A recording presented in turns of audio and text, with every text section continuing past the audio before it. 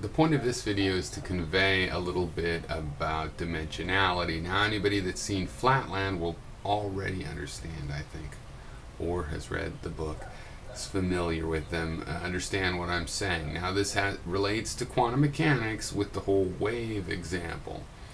Now, this is a picture of an algae cell.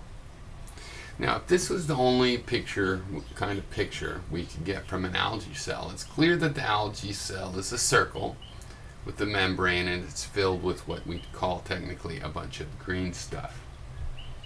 It's a circle. Okay, now, is it really a circle? Well, no, of course, it's a sphere. This kind of cell tends to form as a more or less what you call a perfect sphere. Nothing's perfect. And so the issue is, it always looks like a circle. Do we have to conclude that it's a circle? Well, obviously not. And we understand why it looks like a circle. It's because of the way the light works. We get a projection of the cell. Right? This is the cell is a sphere. It's this kind of cell. And it's a projection that we get, and a projection of a sphere, of course, is a circle. Right? So this is what I'm talking about with quantum mechanics. You know, we're having some sort of projection like that. We see a point where we would expect to see, you know, a two-dimensional shape.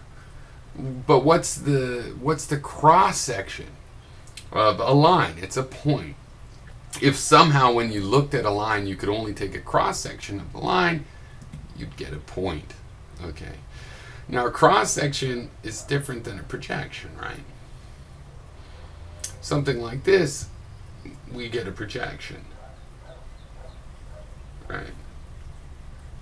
Now, in a cross-section, like an MRI takes a cross-section, or if you slice a thin slice of something like an apple, you can get the cross-section, or of a piece of wood.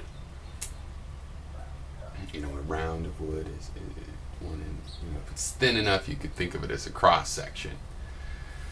The projection, everything in your 3D space along your line of sight gets projected into one spatial point in the 2D space. Now, notice you can deduce 3D information from that.